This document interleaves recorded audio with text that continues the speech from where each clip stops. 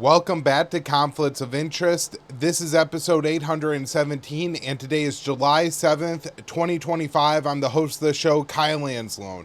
A ton of news to catch up on today's show, so I'm going to jump right into it.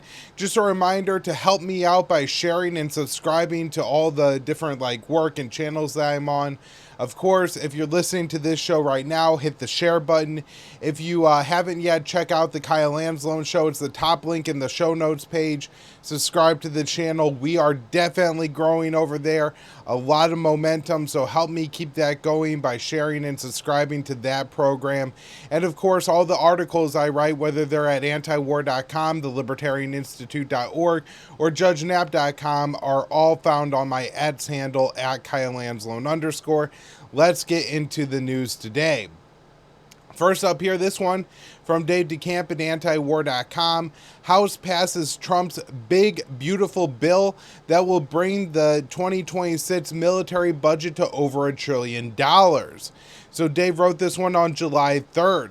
The House on Thursday passed a massive piece of legislation dubbed the Big Beautiful Bill by President Trump that includes extra military spending to bring the 2026 military budget to over $1 trillion. The bill passed in a vote of 218 to 214 in the House with only 2 Republicans, Thomas Massie, of course, and Brian Fitzpatrick, and every Democrat voting against it. The legislation has already passed the Senate and now heads to President Trump's desk for a signature. The legislation includes $150 billion in additional military spending, and the White House plans to use $113 billion of it to supplement the 2026 military budget, bringing it to approximately $1.006 trillion, representing a 13% increase from 2025. The $150 billion will go towards several military priorities of the Trump administration, including the so-called Golden Dome, a plan for a sprawling missile defense system in the United States that's sure to kick off a new arms race and will be a boondoggle for the weapons makers. According to Breaking Defense, the $150 billion includes $29 billion for shipbuilding, $25 billion for the Golden Dome, which will cost $150 billion on its own at least. This is just the first installment there. $25 billion for munitions, $16 billion for innovative technologies such as drones, AI, and low-cost weapons, $15 billion for nuclear modernization, $12 billion for the military's buildup in the Asia Pacific, and $9 billion to establish air superiority. While the U.S. has never officially had a $1 trillion military budget, the actual cost of the U.S. military spending has exceeded $1 trillion for some years now. According to the veteran defense analyst Winslow Leeler, based on the $895 billion National Defense Authorization Act, security spending for 2025 was expected to reach $1.77 trillion. So actually, it seems we're far closer to a $2 trillion military budget than a $1 trillion military budget.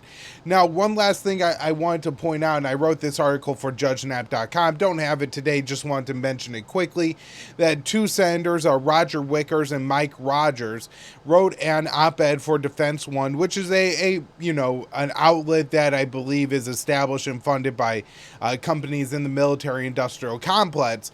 And in that op-ed, they're saying that this bill is great, we need to rebuild the military, and that should raise a lot of red flags for Americans when you have politicians saying we need to rebuild the military. The military budget was, at the very least, $860 billion, but in reality was closer to $1.5 trillion last year. If we're spending that much on our military, even by the top line $800 and something billion number, more than the next 10 countries combined, 10 times more than Russia, 4 times more than China. How the hell do we need to rebuild the military if we're already spending that much money on it? That we would need to rebuild the military should be the biggest indictment of the companies, Boeing, Lockheed Martin, Raytheon, Northrop Grumman, that you could possibly think of.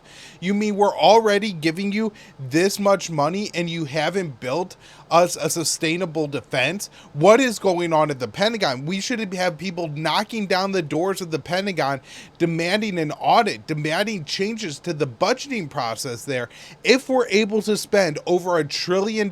Again, more than the next 10 countries combined. You're telling me that Americans could spend 4 times the amount, as much money as the Chinese, and the Chinese could somehow produce a more effective and better military, that we could produce 10 times as much of the Russians, and they could, somehow still threaten us? So this is absolutely insane that we're continuing to add to a military budget that's clearly just throwing away our taxpayer dollars. All right, next one up. This one I wrote for the Institute on July 1st. Trump to ramp up programs to build democracy in Cuba. So it seems pretty clear that Trump is going for the military, or not military, excuse me, the regime change in Cuba. I write, President Donald Trump has ordered his administration to ramp up efforts to bring down the government of Cuba.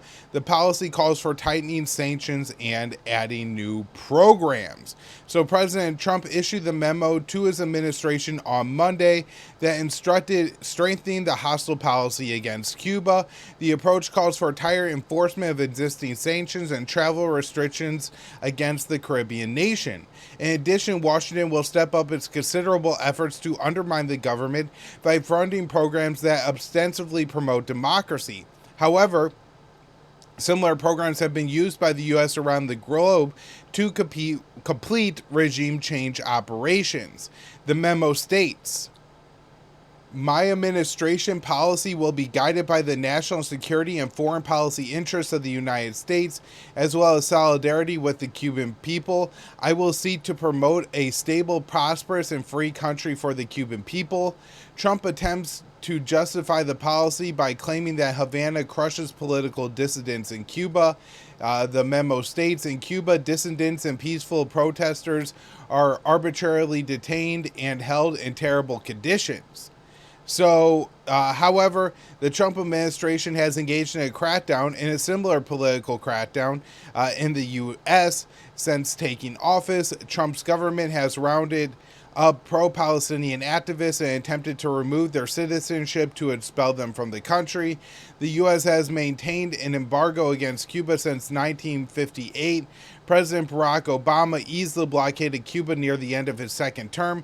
During Trump's first term, he rolled back that policy. So this is a little bit of bad news here.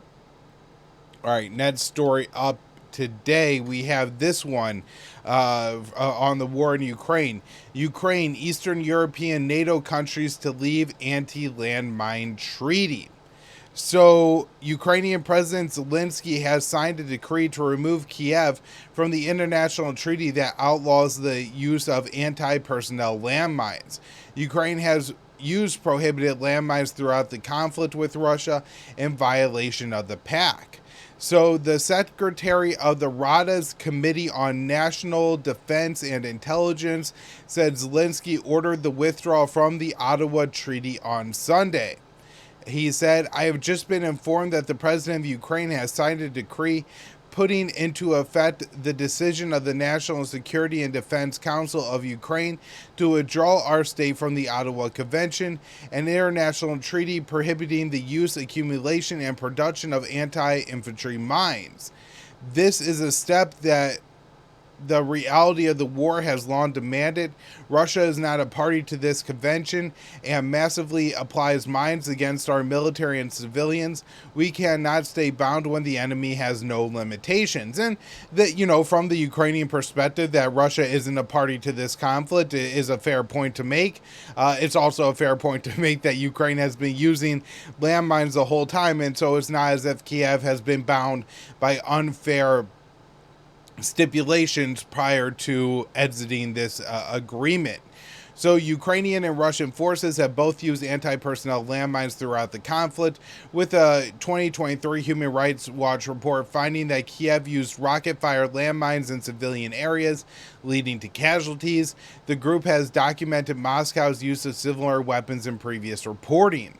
So the arms director Steve Goose at Human Rights Watch said Ukrainian forces appear to have extensively scattered landmines around the Izuma area, causing civilian casualties and posing an ongoing risk.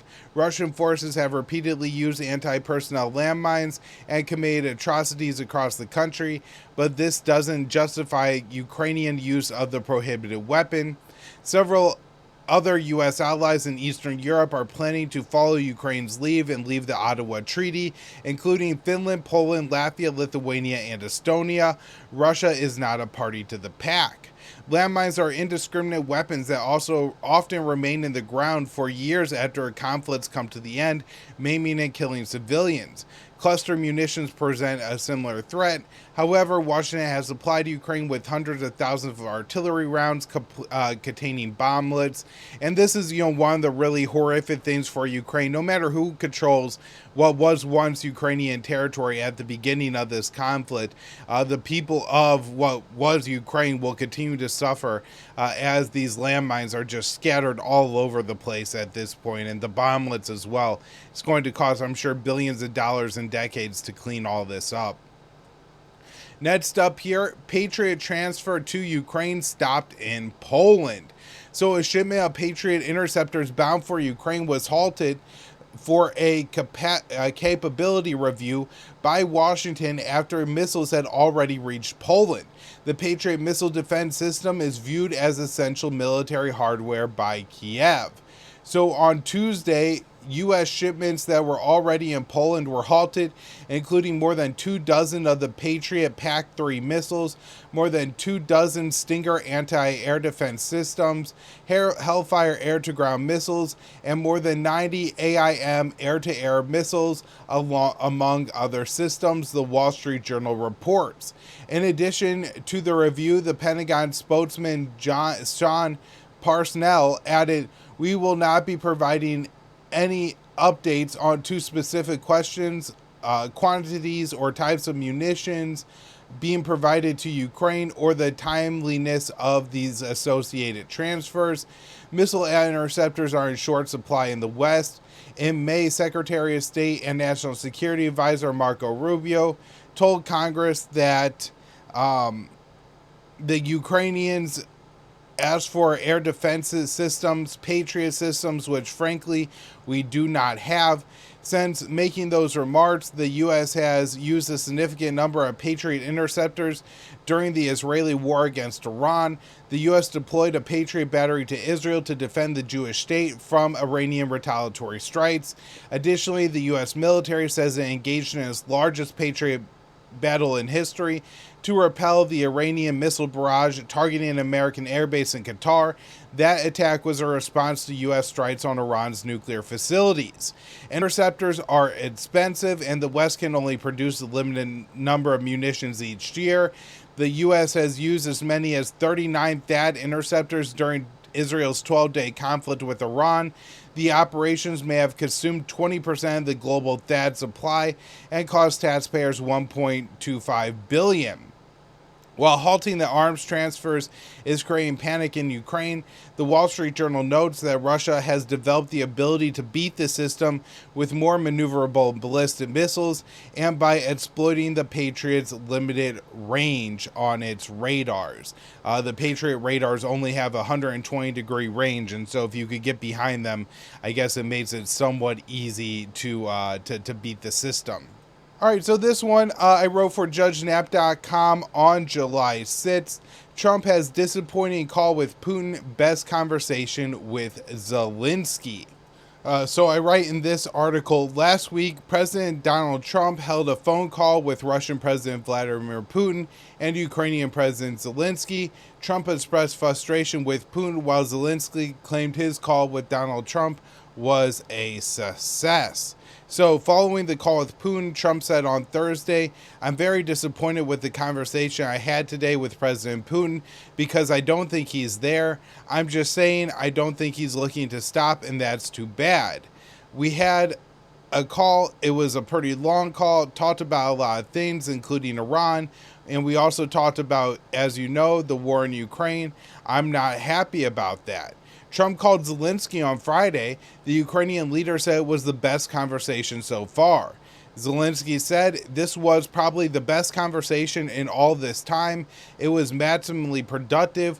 We discussed the topic of air defenses. I am grateful for the readiness to help."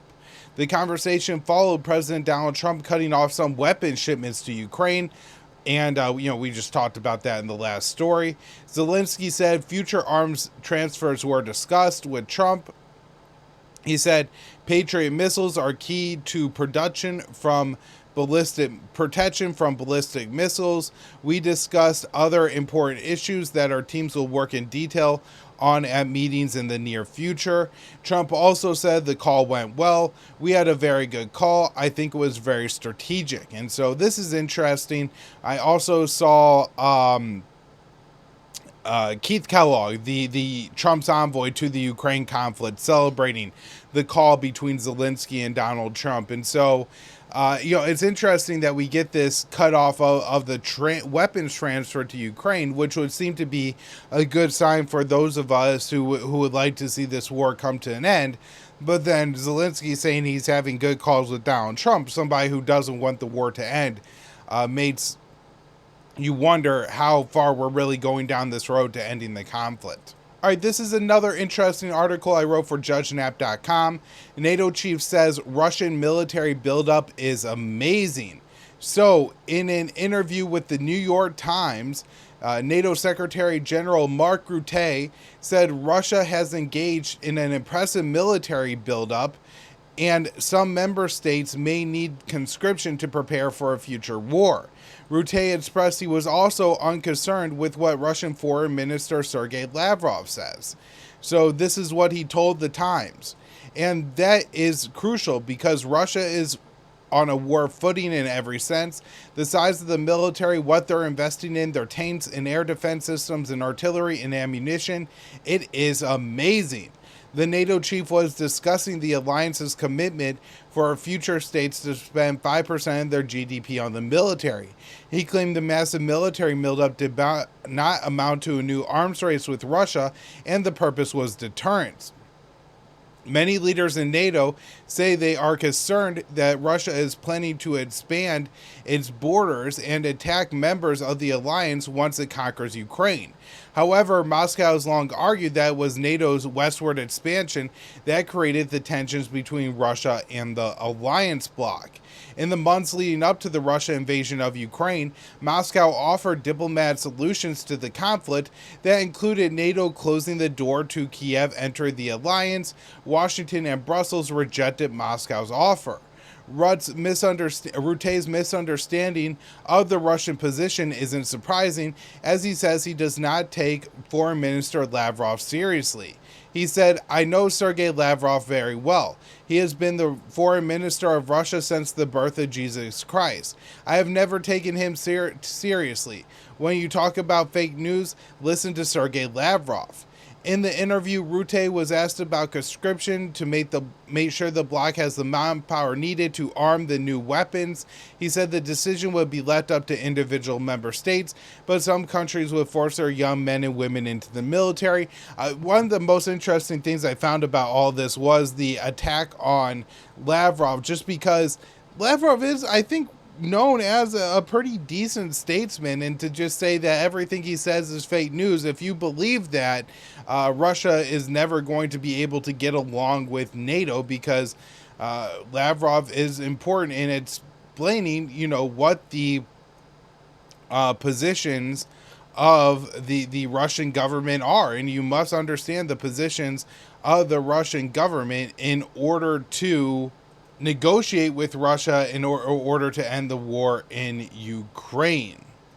So next up here, Israeli military admits to killing Palestinian civilians near aid sites in Gaza. So the Israeli military admitted on Monday that its forces have killed Palestinians in Gaza near aid sites run by the U.S. and Israeli-backed Gaza Humanitarian Foundation, or the GHF, but claimed the death toll from Gaza's health ministry has been exaggerated. The admission came after the Israeli newspaper Haaretz reported that Israeli troops have been given orders to fire on unarmed Palestinians attempting to reach GHF distribution sites to drive them away or disperse them, even though they pose no threat.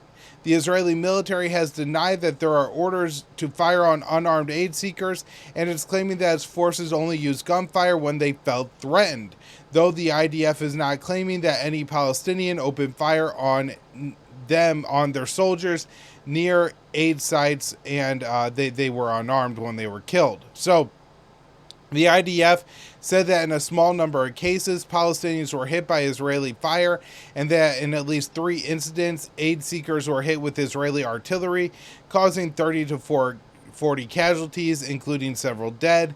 The IDF said the casualties did not need to happen and claimed they were intentional, although testimony from Israeli soldiers speaking with Haaretz make it clear that they were intentionally firing on the civilians. Based on Gaza's health ministry numbers and the killing of Palestinians near aid sites on Monday, more than 600 aid seekers have been killed. That number as of Sunday is now up over 750, so that means they're killing about 150 aid seekers a week at this point. Absolutely horrific. Next up here, Trump says U.S. discussed the idea of a 60-day Gaza ceasefire deal with Israeli officials. This one from Dave DeCamp on July 1st. So President Trump said in a post on Truth Social on Tuesday that his representatives met with Israeli officials and discussed the idea of a potential 60-day Gaza ceasefire, a proposal Hamas is unlikely to accept without an upfront commitment to a permanent truce. And it seems that this is still the major issues here, that Israel wants to be able to say, we'll agree to a ceasefire, you give up all the hostages, but once the hostages are out, we could go back to fighting as soon as we want. So obviously the Palestinian side isn't going to agree to that. Next up here, this is another article that I wrote for JudgeNap.com. This one on July 1st. Netanyahu ally visits the White House regularly. So Israeli Prime Minister Benjamin Netanyahu will make his 3rd trip to the U.S. since President Donald Trump returned to the White House today. In preparation for the summit, Netanyahu's closest advisor, Ron Dermer, visited the White House. So a White House official told Reuters that Netanyahu's closest ally is often in Washington. Ron Dermer visits the White House regularly, they explained. Dermer is the strategic affairs minister and is considered a close confidant of the Israeli leader.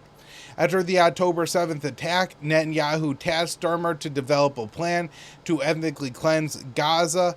Israel Haram reported Dermer's proposal calls for thinning the population of Gaza to the minimum possible and creating horrific conditions in the Strip to force other countries to accept the desperate Palestinians. Israeli operations in Gaza have decimated the Strip, making it largely unlivable. Additionally, Tel Aviv has reduced aid shipments in Gaza to a minimum.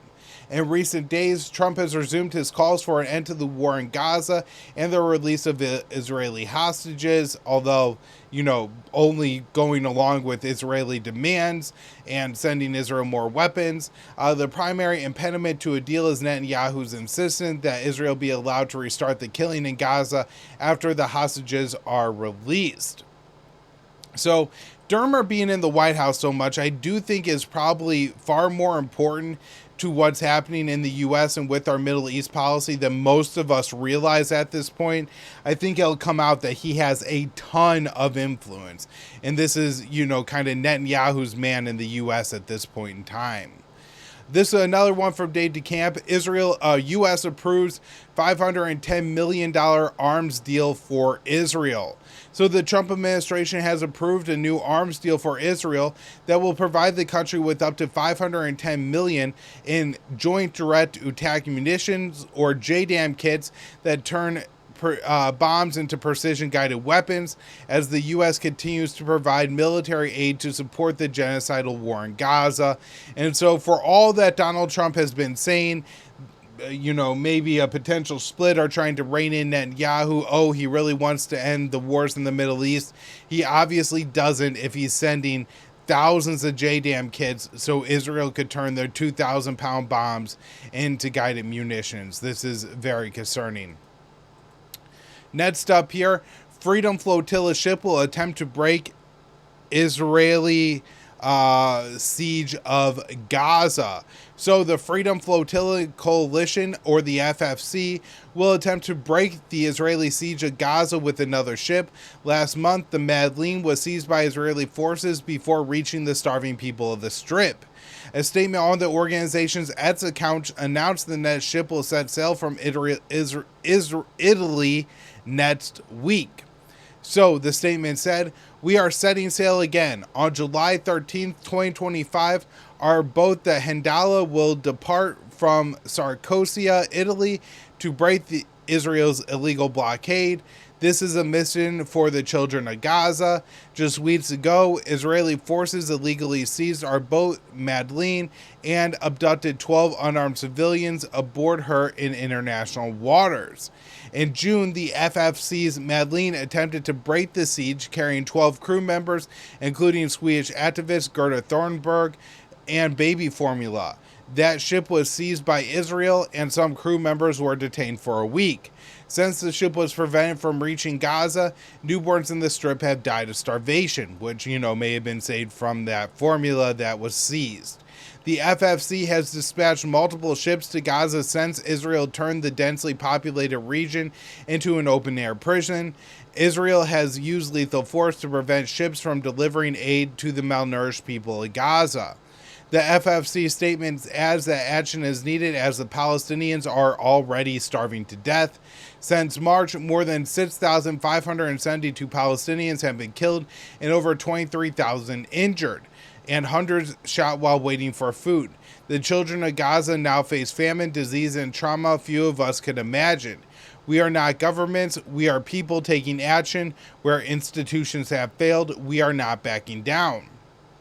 At least 750 Palestinians have been killed in just over a month as they attempt to reach aid distribution sites.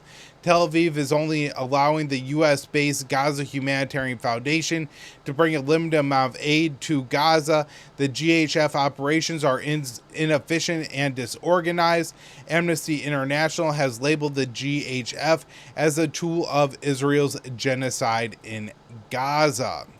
And so one of the other things Israel is doing is just killing more and more and more healthcare workers. This one from Dave DeCamp, July 2nd, antiwar.com.